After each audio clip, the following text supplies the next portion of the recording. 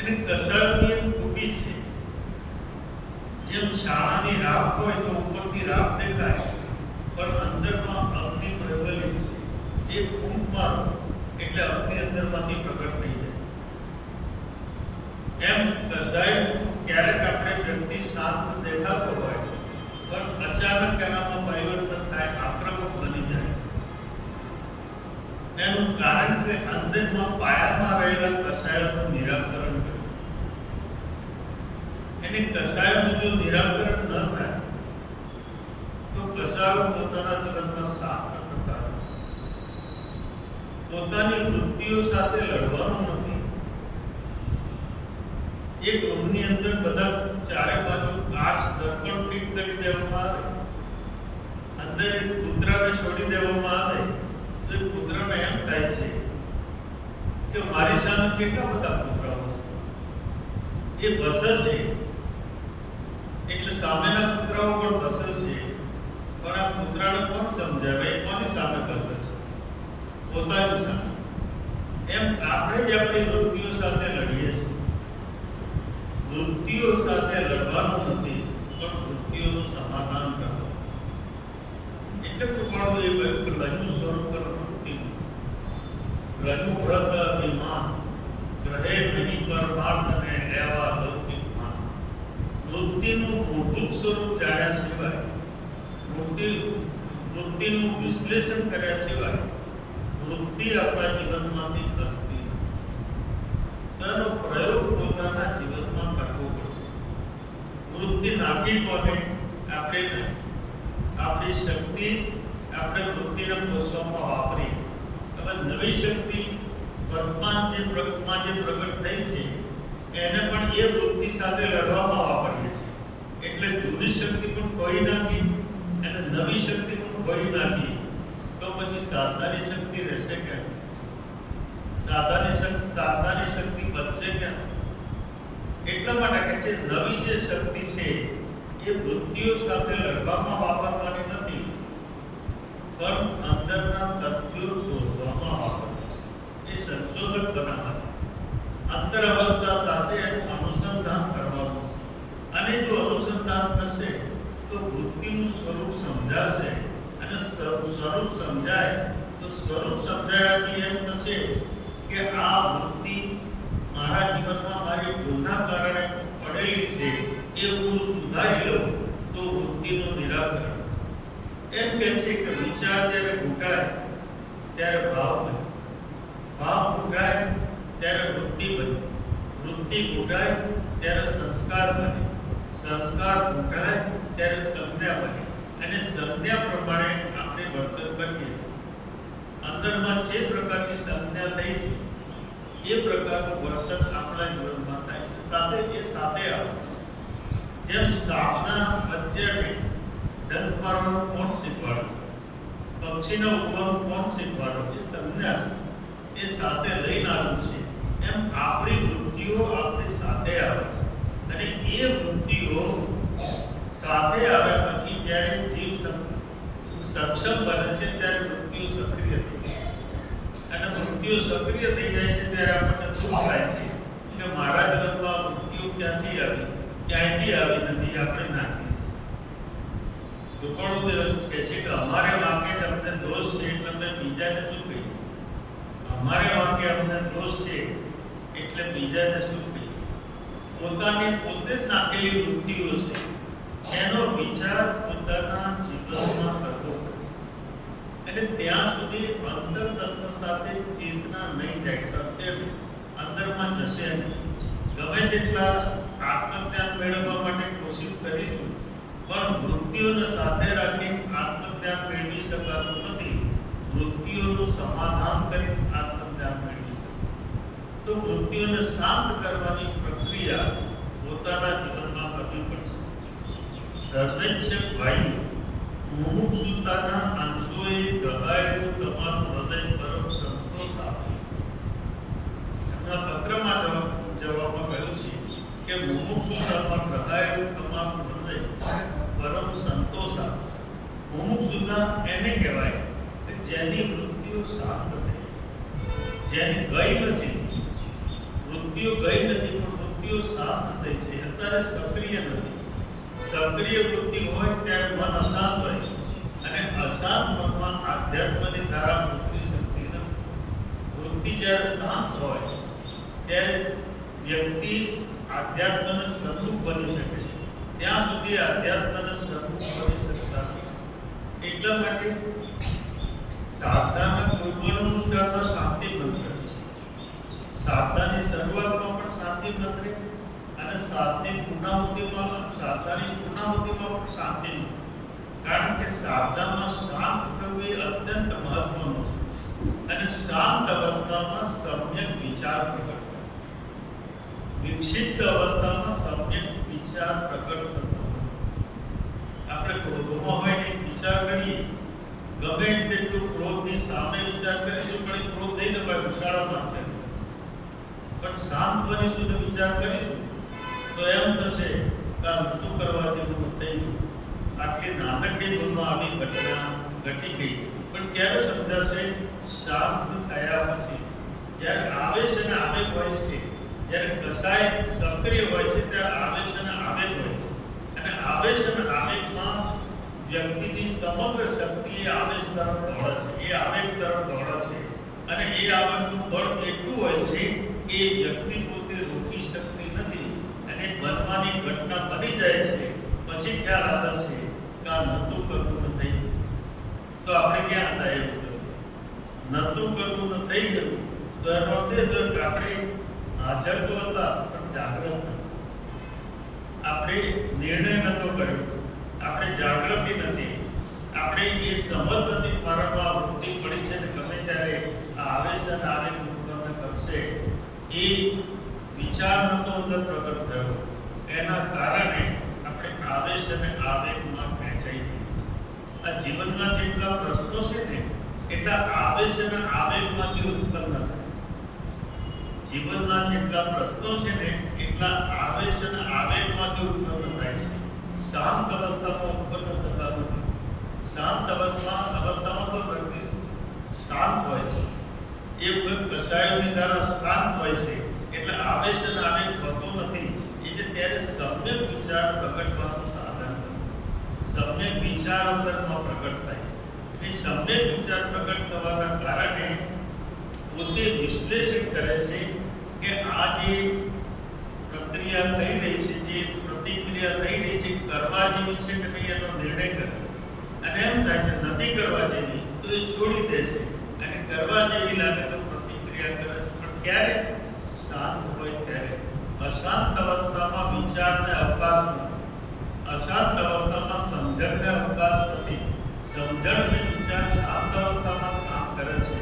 અશાંત અવસ્થામાં સમજણ અને વિચાર કામ કરતા નથી. એટલે વ્યક્તિ અચાનક કસાય જ્યારે પ્રગટ થાય ત્યારે આક્રમક બને. ઉપાડું કે છે મુમુક્ષુતાના આશ્રય પ્રભાયેલું તમારું હૃદય પરમ સંતોષ આપે છે. અનાદિકાળનું પરિભ્રમણ હવે સમાપ્તતાને પામે એવી જિજ્ઞાસા એ પણ એક કલ્યાણ છે. અંદરમાં એવો ભાવ પ્રગટ થાય કે જન્મ મરણ નથી કરતો. હવે અનંતકાળ સુધી જન્મ મરણ કરે, પણ હવે જન્મ મરણ કરવા નથી. પણ આ ભાવ જે ઉત્પન્ન થાય છે એ જીવનની નિરાશામાંથી તો નથી થતો. જીવનની નિરાશામાંથી તો ભાવ નથી આવતો. કોઈ સંજોગો અથવા ઘટનાના કારણે તો આ ભાવ પ્રગટ નથી થયો. જીવનમાં કોઈ વિના બન્યું હોય એના કારણે તો આ ભાવ પ્રગટ નથી થયો.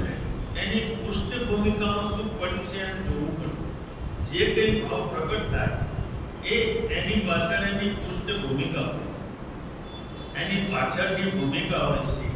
એ ભૂમિકાને જોવી પડશે કે આ જે ભાવ ઉત્પન્ન થયો છે એ અંદરમાં અંતર અવસ્થામાંથી ઉત્પન્ન થયો છે કે માત્ર બહારના વિચારમાંથી પ્રગટ થયો છે, કે માત્ર શાસ્ત્રોમાં જાણ્યું છે કે ભવભ્રમણ કરવા જેવા નથી અને ભવભ્રમણ રાખવા જેવું નથી, માટે ભાવ ઉત્પન્ન થયો છે કે એ ભાવ જ્ઞાનમાંથી ઉત્પન્ન થયો છે.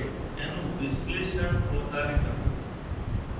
અસંખ્ય ભાવો પોતાના જીવનમાં ઉત્પન્ન થાય છે, પણ પ્રત્યેક ભાવનું વિશ્લેષણ પોતાના જીવનમાં કરવું પડશે. અને વિશ્લેષણ કરતા સમજાશે કે આ ભાવની પાછળ પૃષ્ઠભૂમિકામાં જે વૃત્તિ કામ કરી રહી છે એ વૃત્તિનું નિરાકરણ થયું નથી, માટે આ ભાવ અંદરમાંથી પ્રગટ થાય છે. તો સમગ્ર સુરતા, સમગ્ર ધ્યાન, સમગ્ર એકાગ્રતા એ વૃત્તિ તરફ જાય અને વૃત્તિનું વિશ્લેષણ પોતાના વૃત્તિ એ વિચારથી ઘૂંટાયેલી અવસ્થા છે. વિચાર જ્યારે ઘૂંટાય છે ત્યારે વૃત્તિ બને છે. એક એવું મંદિર બનાવ્યું કે જેની અંદર એક જ ભાગ છે અને એક સંત એ મંદિરમાં પ્રવેશ કરે છે, પણ સંતની સાથે પક્ષી પણ અંદર પ્રવેશ કરે. તો પક્ષી એના ઘુમટ પર ચાલી ગયું. સંતે એને કાઢવાની કોશિશ કરી પણ એ પક્ષી અથડાયા. એક અથડાય છે, એક બાજુથી બીજી બાજુ અથડાયા કરે. જેમ જેમ કોશિશ કરે છે એમ એને અથડાયા કરે છે. એમાં સંત એમ કહે છે, એમ વિચારે છે કે આ પક્ષીને કોણ સમજાવે કે જે અંદર જવાનો રસ્તો છે એ બહાર નીકળવાનો રસ્તો છે. એમ વિચારથી જ વૃત્તિ અંદરમાં પ્રવેશ પામે છે અને વિચારથી જ વૃત્તિ તૂટી શકે છે. વિચારથી વૃત્તિ અંદર પ્રવેશ પામે છે અને વિચારથી વૃત્તિ તૂટી શકે છે. સમ્યક વિચાર ન હોય તો વૃત્તિ અંદરમાં પ્રવેશ પામે અને સમ્યક વિચાર થાય તો વૃત્તિ તૂટે. તો એના સાધનો બે નથી પણ એક જ છે. સમ્યક વિચાર જ્યારે પોતાના જીવનમાં પ્રગટ થાય ત્યારે તે વૃત્તિ છે આપોઆપ તૂટવાની શરૂ થાય છે. એટલે એનો વિચાર પોતાના જીવનમાં પ્રગટ કરવો પડે અને એ શાંત અવસ્થામાં છે. ઉઘડક અવસ્થામાં નહીં થાય અથવા વિક્ષિપ્ત અવસ્થામાં નહીં થાય. શાંત અવસ્થામાં સમ્યક વિચાર પ્રગટ થાય. વિક્ષિપ્ત અવસ્થામાં સમ્યક વિચાર પ્રગટ થઈ શકતો નથી. એટલે પોતે શાંત બને વિચાર કે એટલે કહ્યું કે એના વિચાર વિવેકપૂર્વક શાંત ભાવે જો કર્યા તો સર્વ આત્મિક જ્ઞાનના સિદ્ધાંત તત્વ અનુભવ. આત્મજ્ઞાનના સિદ્ધાંત તત્વ એનાથી પ્રાપ્ત થશે. કેવી રીતે? તો વૃત્તિનું વિશ્લેષણ થાય અને વિશ્લેષણ થયા પછી અંદરમાં ધ્વનિ ઉઠે કે આ વૃત્તિ મારી નથી ને મારામાં નથી. ત્યારે એ વૃત્તિ અસહાય થયેલી વૃત્તિ આપોઆપ તૂટી પડે. વૃત્તિને પણ આપણા ચૈતન્યનું બળ છે, આપણી ભાવ વૃત્તિનું બળ છે. આપણી ભાવ વૃત્તિમાં જે ભાવ હતા એના કારણે વૃત્તિ થઈ, પણ ભાવ વૃત્તિનું બળ એને ન મળે તો એ જ વૃત્તિ અંદરમાંથી તૂટી જાય. તો અંદરમાં જાગૃતિપૂર્વક શાંત બને પોતાના જીવનમાં એના વિચાર કરવા પડશે.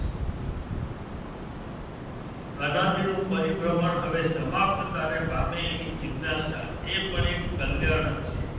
આ જિજ્ઞાસા એક કલ્યાણ છે. એનો અર્થ એ તો જિજ્ઞાસા જાગી એટલે વિચાર થયો અને વિચાર જાગ્યો એટલે એમ થયું કે હવે મારે ભવભ્રમણ કરવા નથી, નવા નવા દેહમાં ઉતરવું નથી.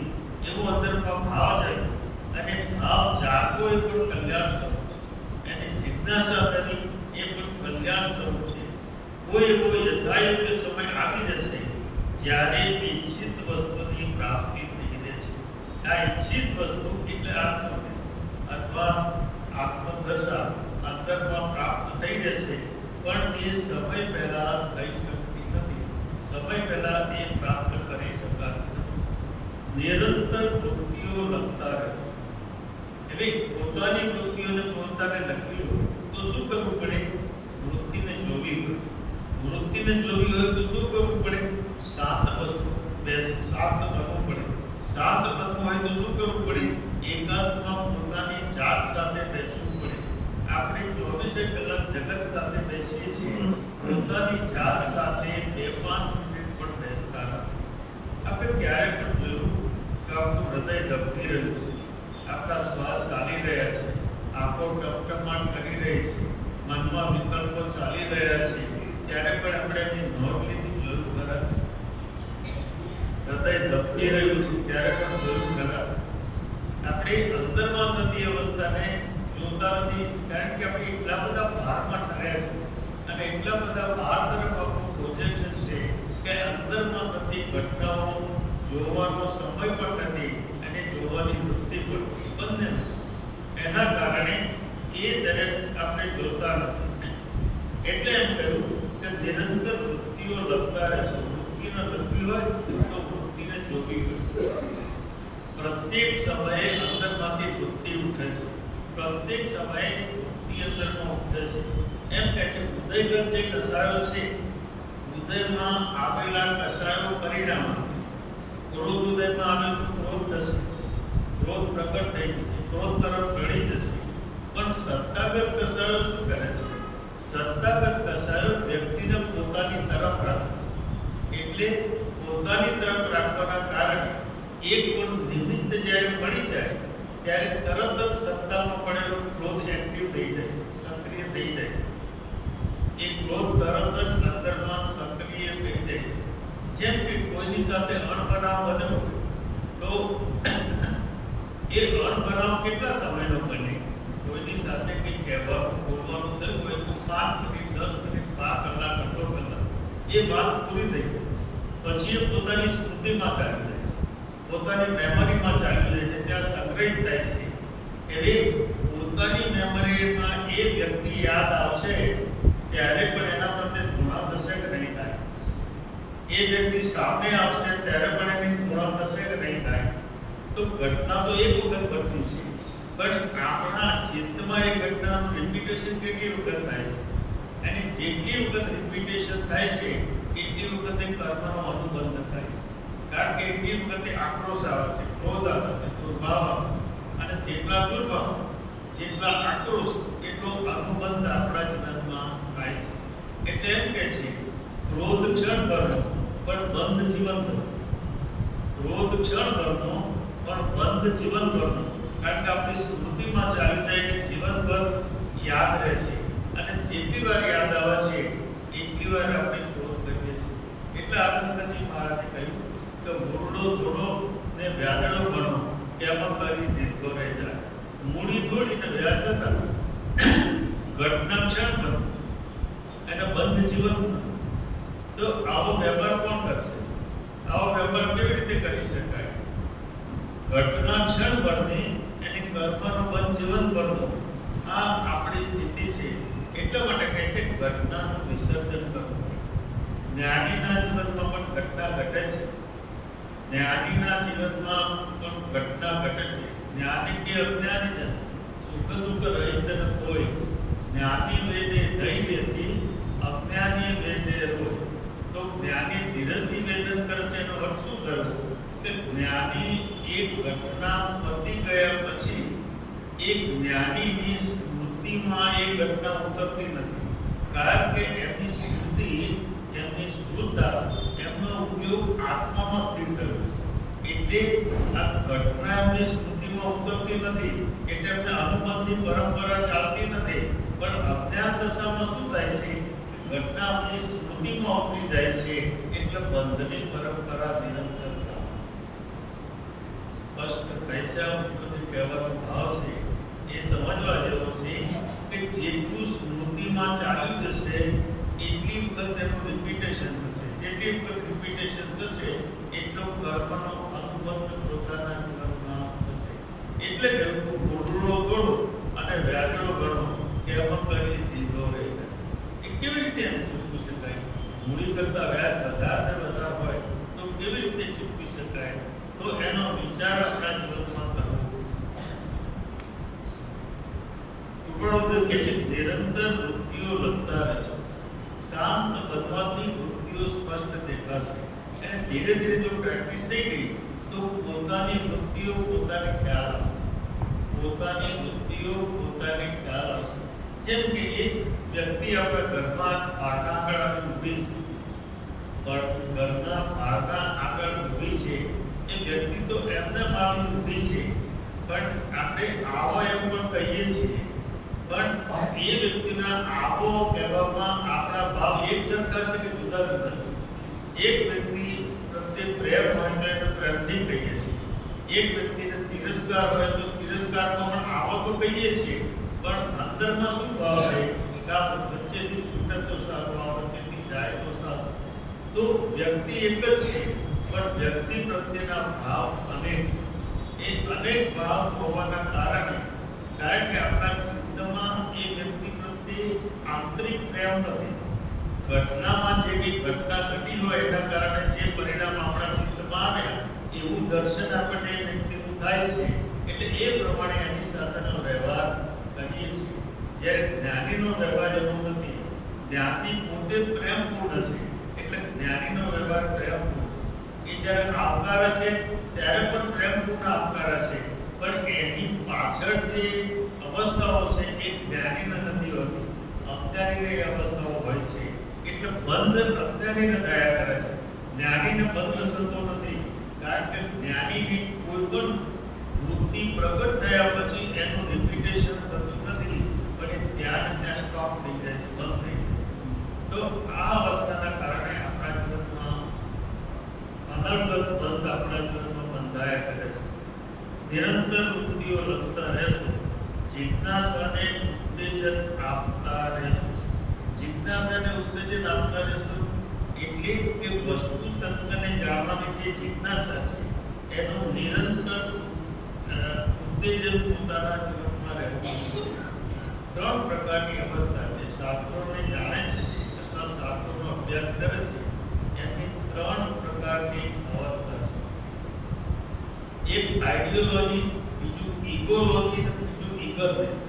આઈડિયોલોજી એટલે પોતાના જ્ઞાનને વધારવા માટે એ પોતે જાણે છે, શાસ્ત્રોને જાણે છે, શાસ્ત્રોનો અભ્યાસ કરે છે. ત્યાં જાણવાની જિજ્ઞાસા છે, પણ એનો હેતુ જુદો. એનું હેતુ જાણવાનો છે અને જાણી બીજાને પ્રભાવિત કરી શકાય એવો હેતુ છે, એટલે એને આઈડિયોલોજી કહે છે. એ પણ જાણે છે. ઇગોલોજી એટલે જેની અંદર ઇગો છે, એટલે બીજા ઉપર પ્રભાવ ઉત્પન્ન કરવો છે, બીજાને પોતાના અંડરમાં લાવવો છે, બીજાને પોતાનો આશ્રિત બનાવવો છે. એ પણ શાસ્ત્રનો અભ્યાસ કરે છે, પણ એ બીજાને પોતાના પ્રભાવ તળે લાવવા માટે એ અભ્યાસ કરે છે. પણ ત્રીજો છે ઇગરનેસ. ઇગરનેસ એટલે જિજ્ઞાસા. એ તત્વનો અનુભવ કરવા માટે નીકળે છે અને તત્વની પ્રક્રિયાઓ કરવા, ધ્યાન વગેરે પ્રક્રિયાઓ કરતા કરતા, અનુષ્ઠાનો કરતા કરતા અંદરમાં જે કંઈ મૂંઝવણ થાય છે, અંદરમાં જે કંઈ પ્રશ્નો ઉત્પન્ન થાય છે, એ પ્રશ્નોના અંદરમાં એને એમ થાય છે કે પ્રશ્નોનું સમાધાન કેવી રીતે થાય, આનું સમાધાન મળે તો સારું. એટલે એ મૂંઝવણમાંથી પ્રશ્નો ઉભો થાય છે કે આગળની યાત્રામાં રોકાઈ ન જાય, એમાં પ્રશ્નો ઉત્પન્ન થાય છે, એને કહેવાય જિજ્ઞાસા. શાસ્ત્રમાં આધ્યાત્મમાં જિજ્ઞાસા મહત્વની છે. જિજ્ઞાસા મહત્વની છે. જિજ્ઞાસા સિવાય પરમ તત્વને જાણવાનો વૃત્તિ નહીં થાય, અને જાણવાની વૃત્તિ નહીં થાય તો આગળની યાત્રા અંતરમાં અટકી જશે. એટલે કૃપાળુદેવ કહે છે કે જિજ્ઞાસાને ઉત્તેજન આપતા રહે. જેટલી જાણવાની જિજ્ઞાસા પ્રબળ થાય એટલું એ સત્પુરુષ તરફ લટકો જાય. અને સત્પુરુષ ન મળ્યા હોય તો એનો વિરહ થાય. એમ કે છે બીજા તપ કરતા વિરહનું તપ સૌથી શ્રેષ્ઠ તપ છે. વિરહનું તપ, જે જ્ઞાની પુરુષના વિરહનું તપ એ સૌથી શ્રેષ્ઠ તપ છે. આપણે સવારે છાપુ ના આવ્યું હોય તો છાપુ શોધીએ, દૂધવાળો ના આવ્યો હોય તો દૂધવાળાને શોધીએ. પણ કોઈ દિવસ જીવનમાં એમ થયું જ્ઞાની મળ્યા નથી માટે જ્ઞાનીને શોધીએ. એવી અંદરમાં જિજ્ઞાસા જાગી ખરા, એનો કડવડાટ થયો, એની તમન્ના, એનું ચૂરણ આપણા જીવનમાં થયું ખરા. અડધી રાતે ઉઠ્યા પછી જ્ઞાની મળ્યા નથી માટે આંખમાં આંસુ આવે ખરા, બેચેન થયું ખરા. હું અનંત કાળથી બોલીએ છીએ તો ખરા, આપણે અનંત કાળથી યાદ રહ્યો વિના ભાન ભગવાન સેવ્યા નહીં ગુરુ સંતને મૂક્યું નહીં અભિમાન. એનું દુઃખ આપણા જીવનમાં થયું ખરા, એનો અહેસાસ આપણા જીવનમાં થયો ખરા, એનો પશ્ચાતાપ આપણા જીવનમાં થયો ખરા. એના કારણે ક્યારે પણ આંખમાં આંસુ આવ્યા ખરા. મીરા કહે છે રોઈ રોઈ અખિયા રાશી કાપી, મીરા પ્રભુ દર્શન થી નિરંતર ઘડ્યા કરે છે. પ્રભુ તમે ક્યારે મળશો? આ પરમાત્માના વિરહમાં આવતા આંસુ એ આંસુ નથી પણ મોતી છે. એ વિરહની વેદના છે. વિરહ આંસુમાં વહી રહ્યો છે. અને આવો વિરહ જ્યારે જ્ઞાની પુરુષ માટે વિદાય ત્યારે જ્ઞાની પુરુષ મળે અને જ્ઞાની પુરુષ રોકાય. જ્ઞાની પુરુષને સમજવા, જ્ઞાની પુરુષે પોતે ચાલવું એ વાત નથી છે, પણ જ્ઞાની પુરુષ સાથે ટ્યુનિંગ કરવા માટે વિરહની વેદના અંદરમાં વિરહ નહીં હોય, વેદના નહીં હોય, તળવાર નહીં હોય, તમન્ના નહીં હોય, દુઃખ નહીં તો જ્ઞાની નહીં મળે. આપણી એક દિવસ ઊંઘ બગડી, જ્ઞાની મળ્યા નથી એના માટે ઠંડા કલેજામાં જ્ઞાનીને ઈચ્છીએ છીએ. આ પ્રશ્ન આપણે આપણી જાતને પૂછવો પડે. જ્ઞાની મળ્યા નથી એનો વિરહ વેદાયો છે ખરા, આંસુ ત્યારે પણ આંખમાં આવ્યા છે ખરા. દીકરાને કંઈક થયું હોય તો આંસુ આવે, ઘરમાં કોઈ બીમાર હોય તો આંસુ આવે, રોગ હોય ને દવા ન મળતી હોય તો આંસુ આવે. પણ જ્ઞાની મળ્યા નથી માટે આંસુ આવે એવું ક્યારે બન્યું છે આપણે જગતમાં? તો પછી જ્ઞાની મળશે કેવી રીતે અને મળશે તો ઓળખાશે કેવી રીતે? જ્ઞાની મળશે કેવી રીતે અને મળશે તો ઓળખાશે કેવી રીતે? તો અંદરમાં એનો વિરહ પેદા થાય. કારણ કે વિરહ સૌથી મોટું તપ છે.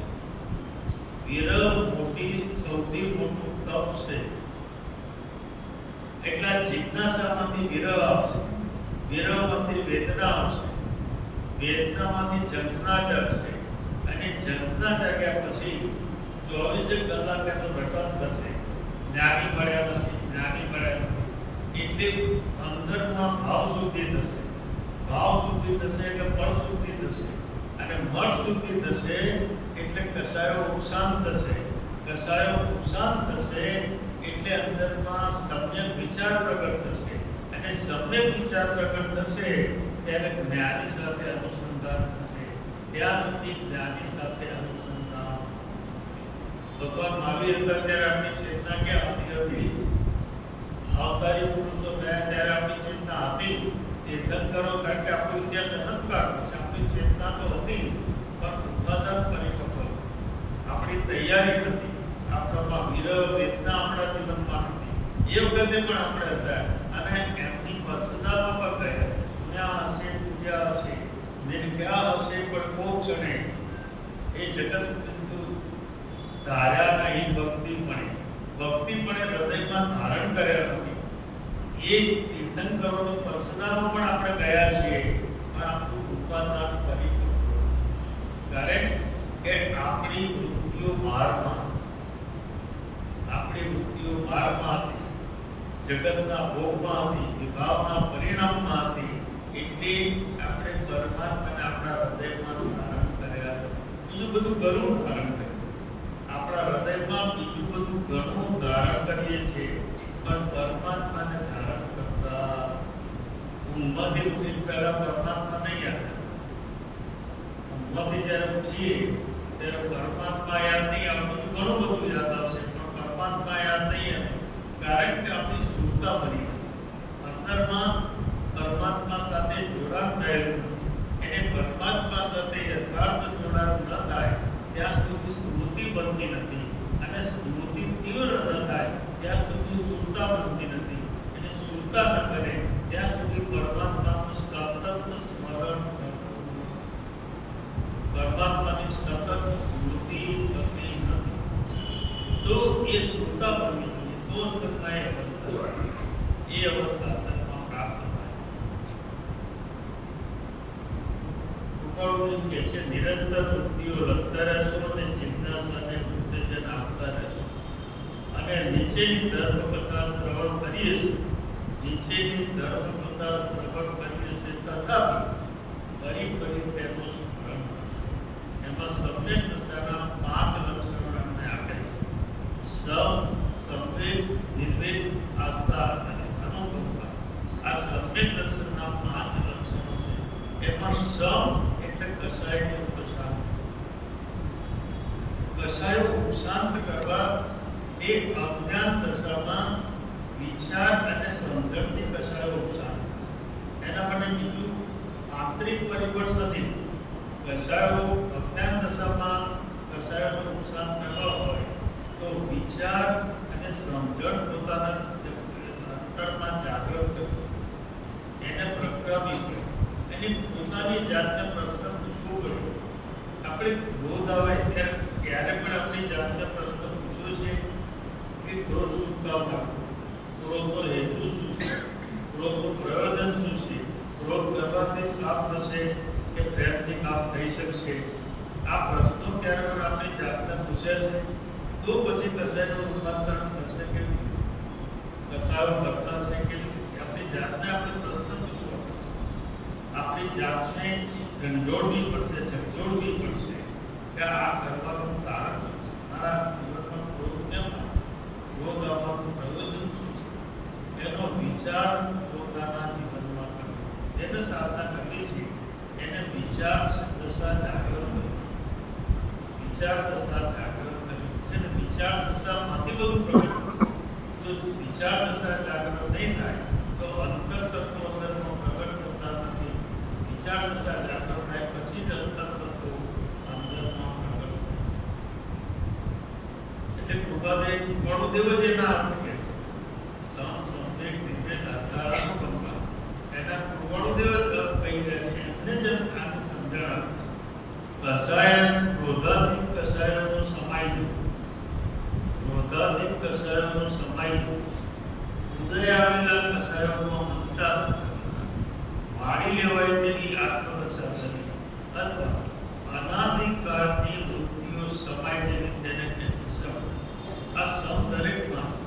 જ્યારે લબ્ધિઓ ઉત્પન્ન થાય ત્યારે પહેલી ક્ષયો સમ લબ્ધિ ઉત્પન્ન, પછી વિશુદ્ધિ લબ્ધિ, પછી દેશના પછી પાયોગ્ય લબ્ધિ અને પછી કરણ લબ્ધિ પ્રગટ.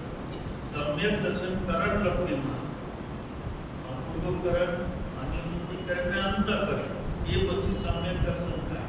પણ પહેલી જે લબ્ધિ ઉત્પન્ન થાય એ ક્ષયોપશમ લબ્ધિ છે. ક્ષયોપશમ લબ્ધિ એટલે કષાયની ઉપસામ થતા.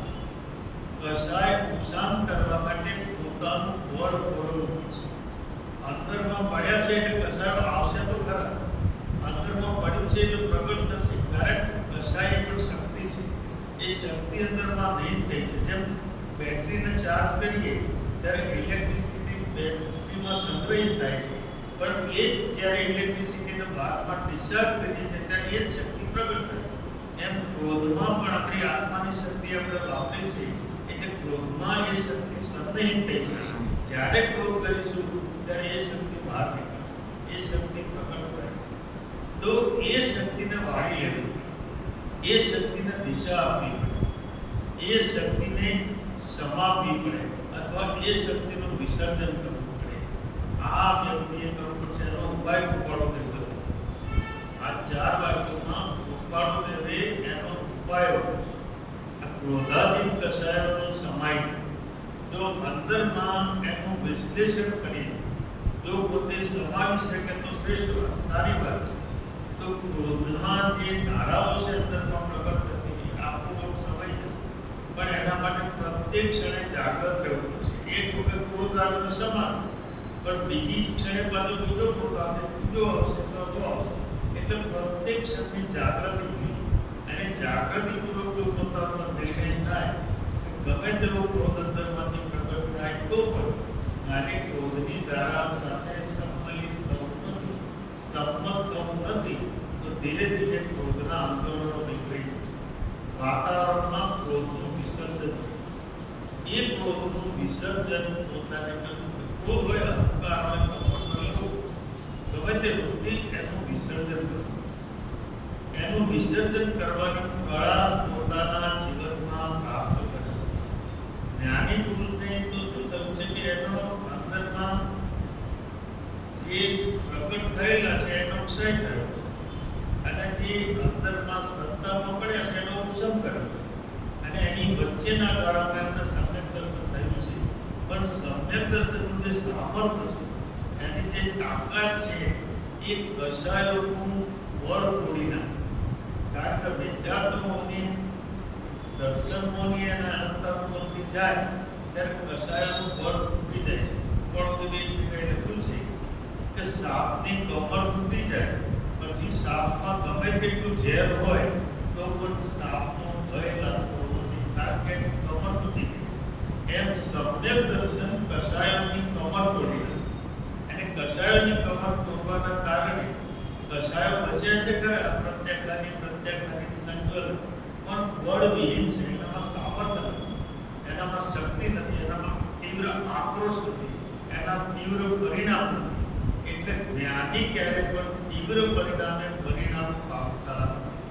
કારણ કે જે અજ્ઞાનની ધારા છે ચાલી ગઈ છે અને અનંત આત્મબંધીની જે ધારા છે એ શક્તિહીન થઈ છે. એટલે એની શક્તિ કસાયોમાં પ્રગટ થતી નથી. નાના છોટું કસાયો છે પણ એનું સમાધાન જ્ઞાની જાગૃતિપૂર્વક કરી લે છે. એટલે ધીરે ધીરે એમનામાં કસાય ક્ષયની પ્રક્રિયા થાય છે. એને કહેવાય સંવર. એટલા માટે કહ્યું કે સમ્યક દર્શન પછી જે સંવર થાય છે આ રીતે થાય છે. સમ્યક દર્શન પછી સંવરનું પરિણામ આ રીતે થાય છે. પણ સમ્યક દર્શન પહેલા ગમે તેવી ક્રિયા કરે, ગમે તેવું તપ ત્યાગ કરે તો પણ આશ્રમનું પરિણામ. એટલે ત્યાં શુભ કર્મનો બંધ થાય છે, પણ બંધ થાય છે. અને જ્યાં બંધ છે ત્યાં ફરીથી જન્મ છે. કર્મનો બંધ છે અને ત્યાં પુનર્જન્મ છે. પણ જ્યાં કર્મનો ક્ષય છે ત્યાં જન્મ નથી, એ અજન્મા બંધાય. અમને ધારામાં કહ્યું છે તો કૃપાળુ કહે છે કે ક્રોધાદિક કષાયોનું સમાય અંદરમાં પોતે સંમત નથી એટલે સમાઈ જાય છે. પોતે સંમત નથી એટલે કષાયો સમાઈ જાય છે. અને હૃદયમાં આવેલા કષાયોમાં મંદતા, જે કષાય પ્રગટ થયો છે એને વિચારના બળે જ્ઞાની શાંત કરે. વિચારના બળે જ્ઞાની પાસે બે બળ છે. વિચારનું બળ પણ છે અને જ્ઞાનનું બળ છે. પણ આપણી પાસે એક જ બળ છે, વિચારનું બળ છે અને સમજણનું બળ છે. જ્ઞાનીના અનુભૂતિનું બળ છે. પણ આપણી પાસે તો વિચાર અને સમજણનું બળ છે. તો વિચાર અને સમજણથી કષાયોને શાંત કરવા, હૃદયમાં આવેલા કષાયોને શાંત કરવા, આ જાગૃતિ પૂર્વક કરવી પડતી પ્રક્રિયા છે. કદાચ એમ થતું છે કે આટલી બધી બળોને શું કરવા થવું પડે, પણ સમ્યક દર્શન જોઈતું છે તો આ કરવું પડશે. સમજી લેવું. સમ્યક દર્શન મગજમાં મળતું, સંતપણા નથી રે મગજમાં મળતા, એના મૂળને ચૂકવવા પડે. સાગર જેવા દિલડાએ ના કદીએ ના છલકાય, ઝેરના કુંડળા ચીરવી જાણે, અમૃત બીજાને પાય, એ સાચા સંત હરિરસ પીવે બીજાને પાય, એ સાચા સંત પણ જોઈતું હોય તો ઝેરના ઘૂંટડા પીવાની તૈયારી રાખવી પડશે. જીવનમાં અનેક ઘટનાઓ ઘટશે અને જે કર્મોની ઉદીર્ણા થઈ હોય એ પણ ઉદીર્ણા થઈને કંટ્રોલ લેવા આવી જશે. એની પણ ઉદીર્ણા થઈને કંટ્રોલ લેવા આવી જશે. આ બધા ઝેર છે એના ઘૂંટડા પીવાની તૈયારી રાખવી પડશે. તાવ પર પોતાનું જીવન લગાડવું પડશે. સમ્યક દર્શન મગજમાં મળતું નથી. એટલે આપણે પહેલા દિવસે વાત કરી હતી એ ઓકાત છે, મેરાત નથી. પોતાને મેળવવું પડે. એ કોઈનાથી પ્રાપ્ત ના થાય, પણ પોતાને મેળવવું પડે. પણ એ મળતું હોય ત્યારે જ્ઞાનીનો અનુગ્રહ પ્રાપ્ત થાય. તો હૃદયમાં આવેલા કષાયોમાં મંદતા, પોતાના હૃદયમાં જે કષાયો આવે છે એને વિચારના પડે, સમજણના પડે બંધ કરવું. આના માટે જાગૃતિ જોઈશે. અંદર જેવું કષાય પ્રગટ થાય એવું વિચાર અંદર પ્રગટ થાય કે મારે શું કરવાનું, આ નથી કરવું, તો ઓટોમેટિક એ સમય જશે. જો આપણે એનાથી સંબંધ નહીં રાખીએ તો એનાથી જોડાઈશું નહીં તો કષાયની સ્વતંત્ર તાકાત તો છે નહીં. એટલે કષાય ઓટોમેટિક અંદરમાંથી શાંત થવાનું શરૂ થશે. હૃદયમાં આવેલા કષાયોની નંદતા અને વાળી લેવાય તેવી આત્મદશા. કષાયને વાળી લેવું, આત્મદશા એવી રાખવી, તો સમજણ અને વિચારીમાં રાખવા કે કષાયને વાળી લેવું. નહીં તો પછી ક્ષમા માંગવા સિવાય બીજું કોઈ રસ્તો રહેતો નથી. જ્ઞાની કષાયની દ્વારા પ્રગટ થાય ત્યારે એના ઉદ્ગમ સ્થાન પર જ્ઞાની જાણે છે કષાય પ્રગટ થઈ રહ્યો છે. અને અજ્ઞાની કષાય થઈ જાય, પતી જાય, પરિણામ આવી જાય પછી જાણે છે કે મને આ કષાય થઈ ગયું. એક થતા પહેલા જાણે છે અને એક થતા પછી જાણે છે. એ કષાય થતા પહેલા જાણે છે અજ્ઞાની અને થયા પછી જાણે છે અજ્ઞાની, પછી એની પાસે પશ્ચાતાપ સિવાય બીજું કંઈ બચતું નથી. પશ્ચાતાપ સિવાય બીજું કંઈ બચતું નથી. એનું નિરાકરણ કરી શકતા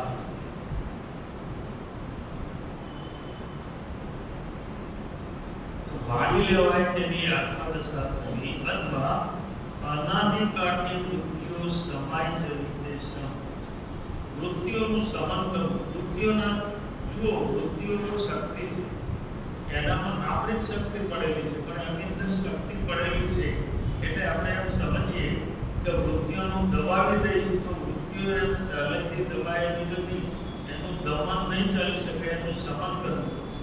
સમજણપૂર્વક વૃત્તિઓને વાળી લેવી એને કહેવાય સમ.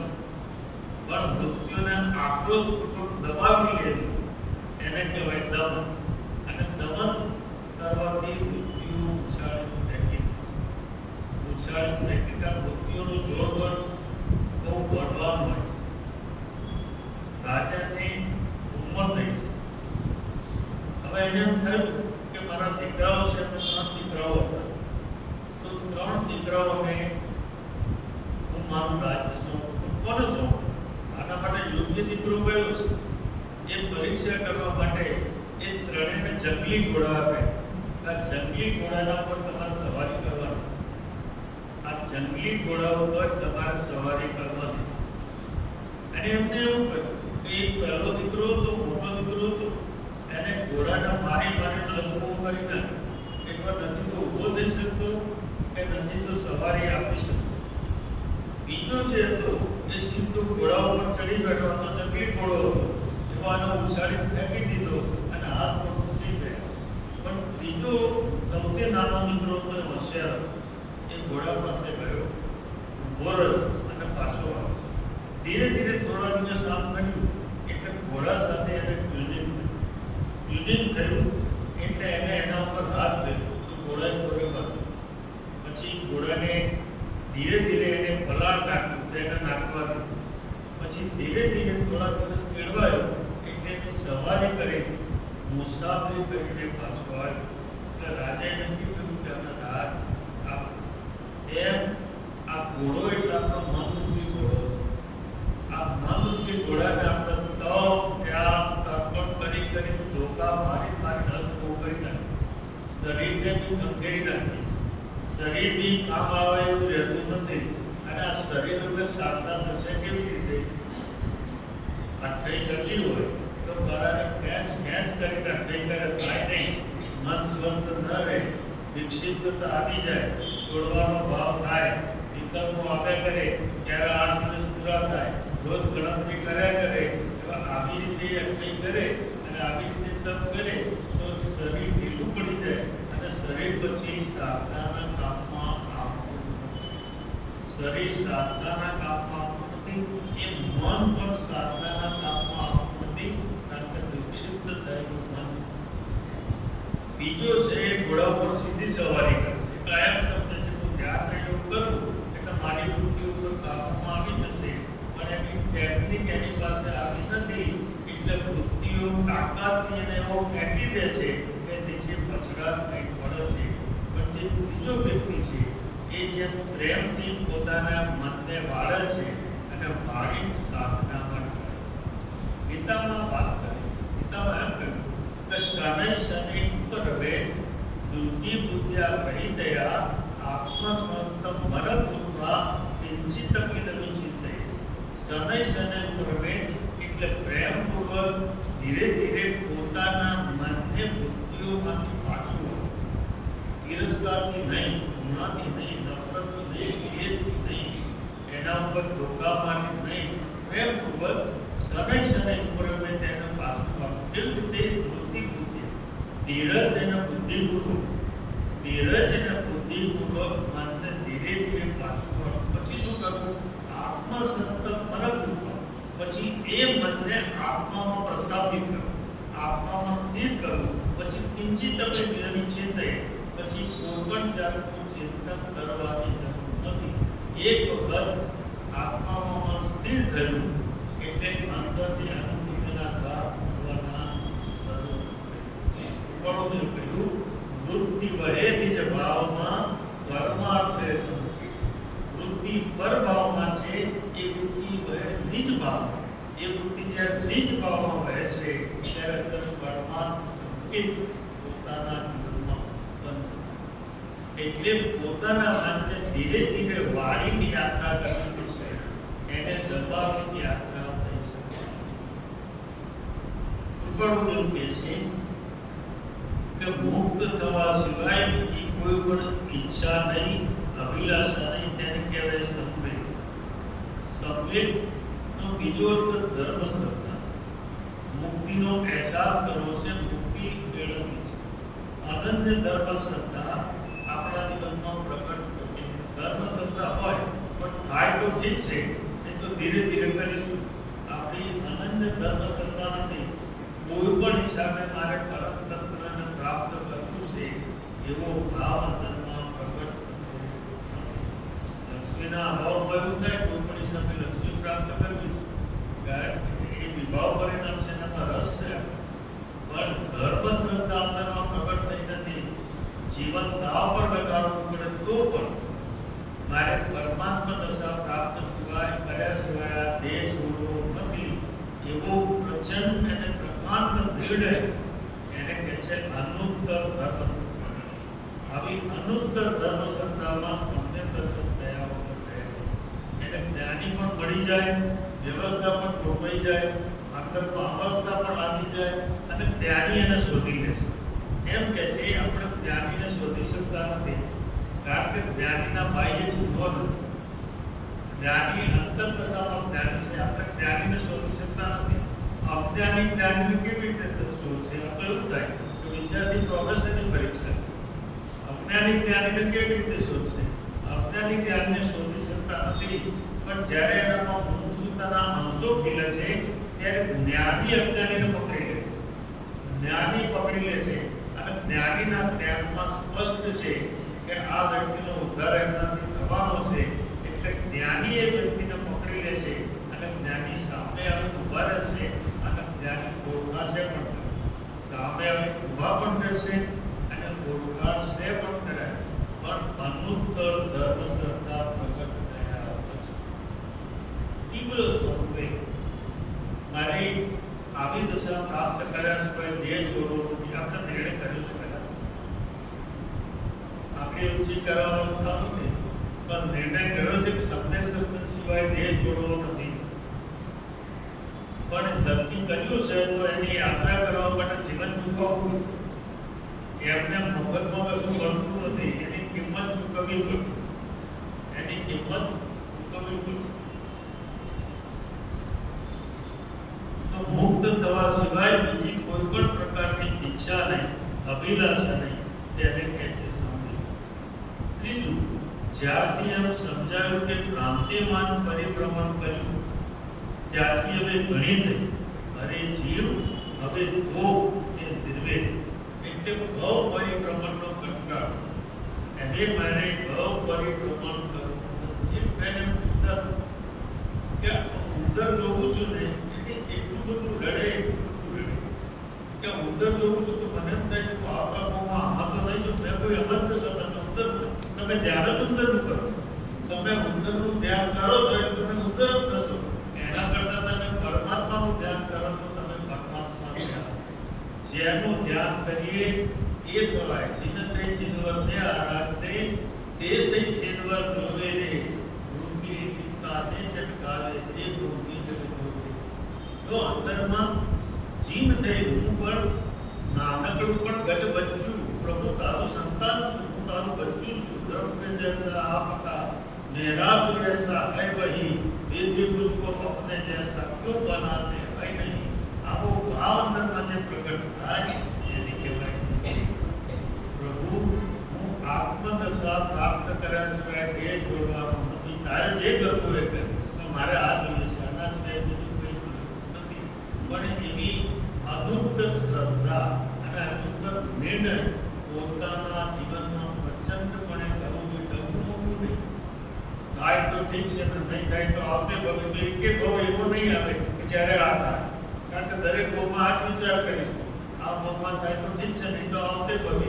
આવતે આવતી કરતા આવતીકાલ ક્યારે આવવાની જ નથી.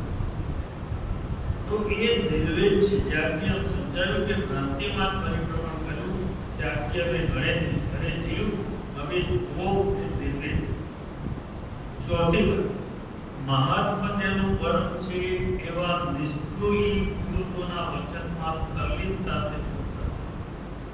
નિષ્કૃહી પુરુષોના વચનમાં તલ્લીનતા આળાએ ધર્મો આળાએ પ્રભુ તમારી આજ્ઞા એ જ માનતા, તમારી આજ્ઞા એ જ મારો ધર્મ. આવી તલ્લીનતા અને એ આજ્ઞા સિવાય બીજો કોઈ વિકલ્પ નથી એને કહેવાય તલ્લીન. ભગવાન મહાવીર ગૌતમ સ્વામીને એટલું જ કહ્યું તમે આનંદ કમાઓ. આ બે શબ્દો ગયા છે અને શાસ્ત્રોએ નોંધ લીધી. શાસ્ત્રોએ નોંધ લીધી અઠમના પારને અઠમ કરી રહ્યા છે. મુનિઓ પૃથ્વી લાવી દાબી છે, મુનિઓ વાપરવા બેસી ગયા છે. એમ પણ કરી શકે કે પોતે ભોજન વાપર્યા પછી ભિક્ષા વાપર્યા પછી આનંદ સરાવના ત્યાં ગયા વસ્તુ ચાલે. પણ એમ કહે છે કે એ જ વખતે જેવું ભગવાન મહાવીરે ગૌતમ સ્વામીને કહ્યું કે તમે આનંદને કમાવો, એ જ ક્ષણે પાછા પગલે ત્યાંથી 4 કિલોમીટર દૂર છે ત્યાં ગયા. આનંદ શ્રાવકને ખમાવ્યો તો મારી ભૂલ થાય છે, તમે સાચા છો, અને પાછા આવીને એમને સાંજે ભોજન કર્યું. અઠમના પારને અઠમ છે તો પણ સાંજે ભોજન કર્યું. આને કહેવાય જ્ઞાની પુરુષના વચનની તલ્લીનતા. આને કહેવાય જ્ઞાની પુરુષના વચનની તલ્લીનતા અથવા શ્રદ્ધા. આવી જ્યારે ધર્મ શ્રદ્ધા અંતરમાં પ્રગટ થાય એટલે સમ્યક દર્શન થયા સિવાય રહેતું નથી.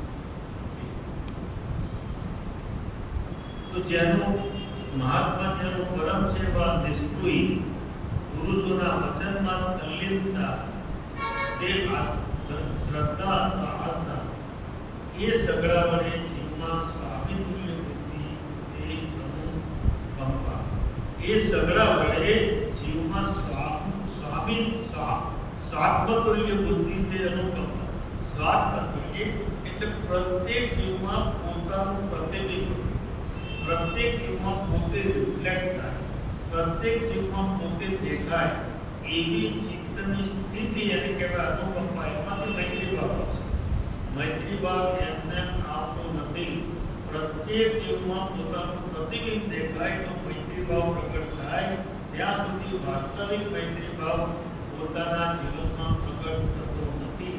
અને અનુકંપા એ સમ્યક દર્શનનું મહત્વનું અંગ છે. એટલે પૂર્ણદેવનું યોજના કરી તો સર્વ જીવ છે સિદ્ધ સમ જે સમજે તે થાય.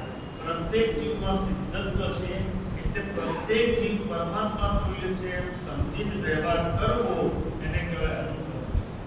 પ્રત્યેક જીવ પરમાત્મા તુલ્ય છે એમ સમજીને વ્યવહાર કરવો એને કહેવાય અનુકંપા. આ અનુકંપા અંતરમાં પ્રગટ થાય ત્યારે હૃદય પરમ સંવેદનશીલ બની જાય.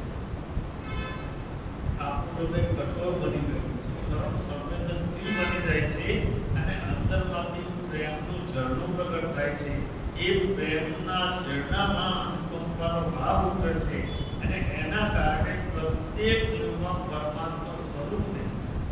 ત્યાં સુધી પરમાત્મા સ્વરૂપ દેખાતું નથી પણ કર્મકૃત અવસ્થા દેખાય, કર્મ અવસ્થા દેખાય છે. તો આવું એ સગડા વડે જીવનમાં સ્વાત્મતુલ્ય બુદ્ધિ તે અનુકંપા આ લક્ષણો ફળો દેખે છે. અવશ્ય મનન કરવા આ લક્ષણો મનન કરવા યોગ્ય છે, સ્મરણ કરવા યોગ્ય છે અને નિરંતર યાદ કરવા ઈચ્છવા યોગ્ય છે. આ પ્રાપ્ત કર્યા સિવાય જીવનની સમસ્યાનો અંત આવવાનો નથી અને અનુભવવા યોગ્ય છે. એ અનુભવ કર્યા સિવાય સમ્યક દર્શન પોતાના જીવનમાં પ્રાપ્ત નથી. કૃપાળુ કહે છે અધિક અન્ય પ્રસંગે આટલી વાત કરીએ. અમારી વાત